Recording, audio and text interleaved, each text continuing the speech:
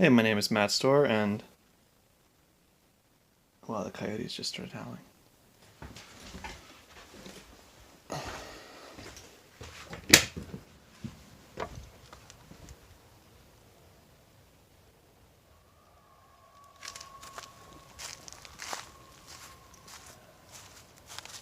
You guys hear that?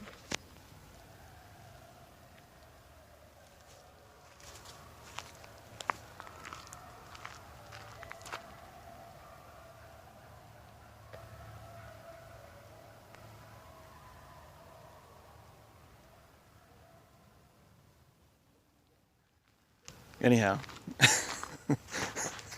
my name is Matt Stohrer, and I repair saxophones for a living.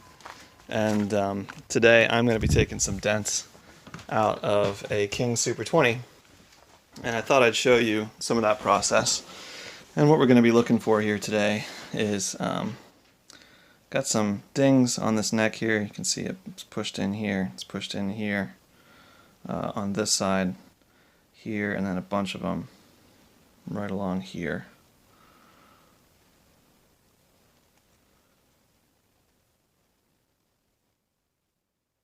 And that's sterling silver in this neck. So this is a little bit different than normal dent work. Sterling silver reacts a little bit differently. And also the inner tenon here has been messed with. You can see it's way closer on one side than the other, so it's kind of been bent relative to here. And also that side's crushed in. And we're going to see if we can straighten this out without messing anything up in the process. So the first thing I'm going to do is this inner tenon here. And also the outer tenon, you can see, is flared out right here. So I mean, what happens? That means someone like pulled it off like this, right? And torqued it and bent that. So the first thing I'm going to do is get rid of the burr on the inside of the inner tenon. It might be kind of hard for you guys to see, but there's always a burr on the inside of King Super 20 inner tenons on the double socket.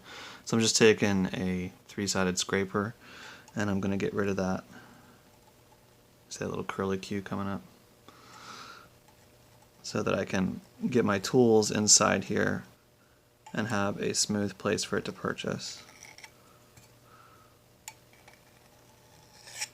Okay, so you saw the little curly Q come off. That was the burr coming off. So now we've got a smooth surface here. So I can get into this area and apply pressure evenly on the edge here, which is something I need to do. So we're actually skipping ahead in time. This is the finished product. I was not able to get me fixing this flare on camera, just my hands were in the way. I can't look through the camera for some of this stuff while I'm doing it, and I just got in the way, so it was a pretty much useless segment. So what I'll do is try to describe to you what I did. This piece was flared, right, and you can see now it's nice and concentric, everything's pretty even. What I did was I used this tool, which I'm not sure what it's called, but basically this end piece here is the operative part. I lined it with Teflon, and you take it and you can really direct exactly where you want the force to go. And I also used a dent hammer, and I used that to push this piece down. Now some of it I did with this off the instrument, and some of it I actually did with it on the tenon. You can also like machine a slug to fit in there if you want to, but in my experience, unless this is really, really messed up, you can just do that light dent work with it on there, and that'll actually help you see how far you have to go. Because this outer tenon on the neck is not a operative part of the neck. The seal is provided by the inside of this tenon against the outside of the inner tenon on the neck here. So you don't need to have it be like an airtight metal-to-metal contact, it just needs to be physically correct, which as you can see it is. So that is how I did that piece. And like I said, you can machine a slug that fits in here, basically just one of these that is like you keep, and you can use it on Super 20s every time you have to do this type of work. If I was learning this over again right now, I would probably make the slug a part of my order of operations, but I learned without it, and so I don't typically use it. That's just the way I do it, but I think I should probably make the effort to relearn using a slug. It helps you not overexpand this inside part here or push this down too far. I've learned, like I said, without it, so I just go really slow, and it works out for me. But yeah, what you're looking at here is the end product. So we skipped ahead a little bit in time. Now the next segment you're going to see is in chronological order. But since I tried to do this on camera and couldn't get it, I'm just showing you the end result now and showing you what tools I used to do it, which is this guy, a dent hammer, and a rawhide hammer, and that was it to get this far. Okay, so the next thing I'm going to do is use this internal expander. It's got a handle on the bottom, and there's like these expanding leaves, and there's a cone-shaped piece in the middle that screws back down into it and causes them to expand, right? So what I'm going to try and do is put this, there we go. Put this on there and lightly expand it and see if it'll push this edge out, right? Now, depending on how hardened this metal is, and if I got more surface area on this side than on this side, then it'll tend to push this out before it moves any of this stuff, right? But if this is hardened, right, it might accidentally kind of expand the whole thing and I won't get it to round. So I have to be really careful, because if I overexpand this, that is super bad. It's really hard to fix that problem. You can watch the double socket neck video if you want to understand exactly why. But so this will kind of be a little bit touchy, and we'll just kind of see how it goes. And I'm going to start off by really not giving it very much pressure at all and moving it around. And it feels like it's doing the thing I want it to do. So it's already gotten really loose. And we've improved that by a lot. Now when I feel it with my fingers, I can feel that it's not actually rounded yet, but it's getting really close already. So I'm going to try and focus a bit more of the energy right on the end there.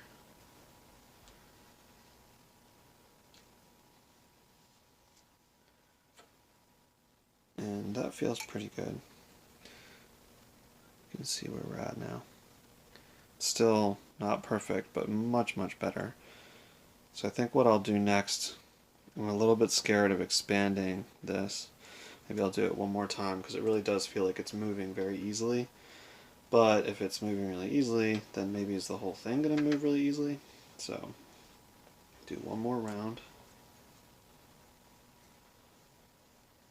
And it loosens like really fast.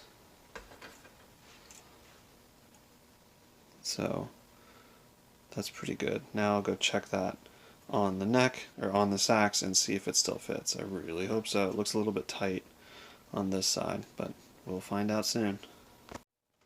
Alright, so next thing we're going to do is try and get some of these dents out. Now what I want to do here is have a dent ball that is kind of really close to the diameter of the inside of the neck at that point.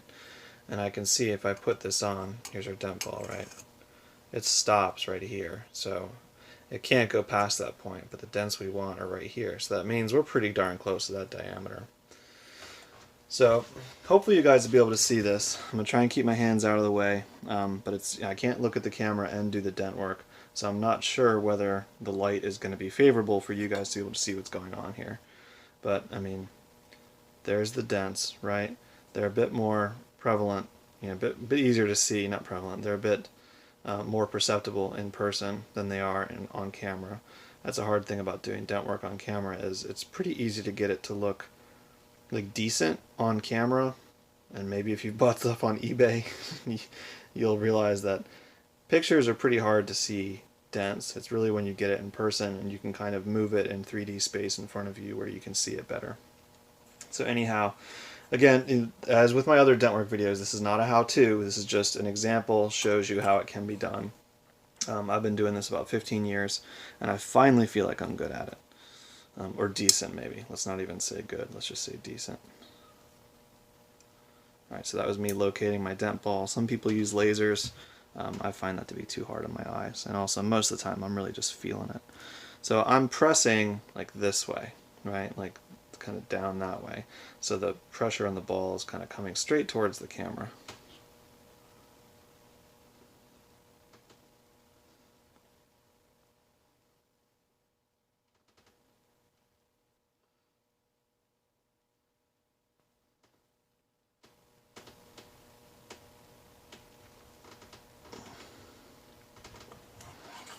Sterling acts a little bit weird, so, oh yeah, that's pretty good. Okay, let's see if you guys can see that. Go ahead and focus.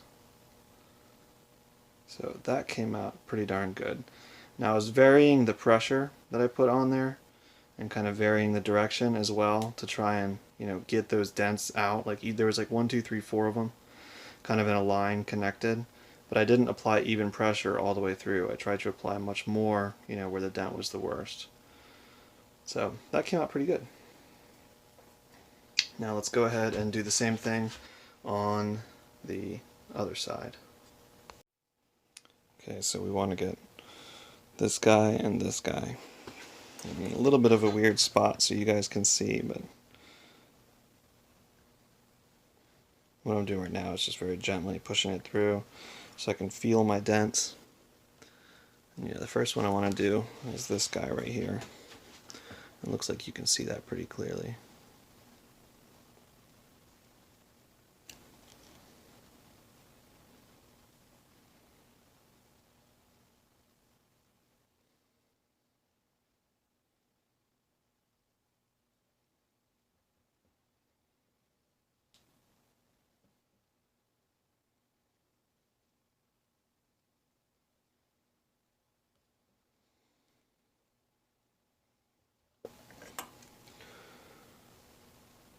Yeah, that looks...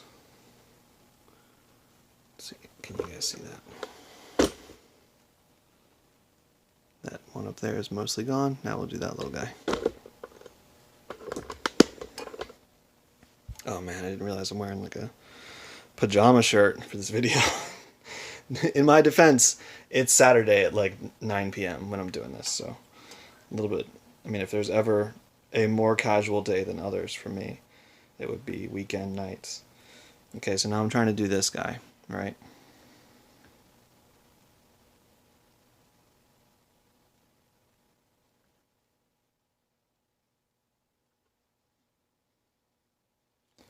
And there's like a weird in there I need to get rid of.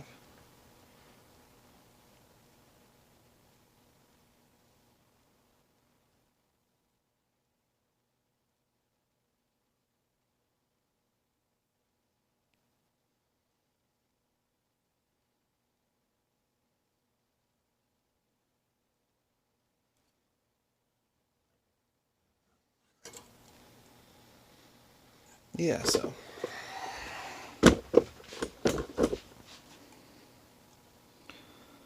there's that side, pretty good. And there's that side. Is that a dent?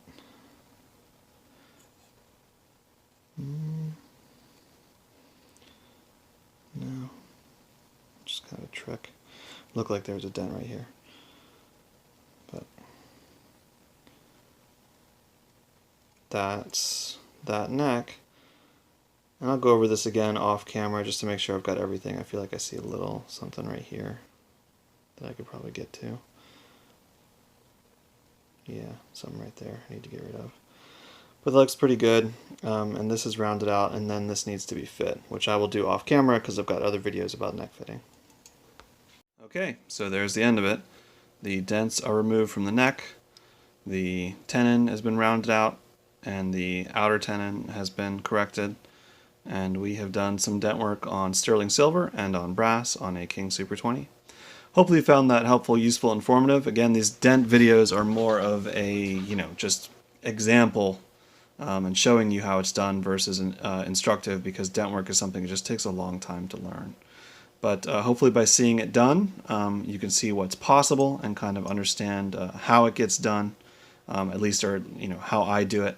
And like I said, I've been doing it about 15 years. I finally feel like I'm starting to get good at it. But this is something I'll, you know, hopefully continue to improve at over the rest of my career. But I know it would have been really useful for me when I was learning if I've been able to see some of this stuff. So I figure by sharing it, hopefully I'm helping somebody out there either, you know, understand what they're paying for, or to, you know, see what's possible and how one guy does dent work. So thanks for watching.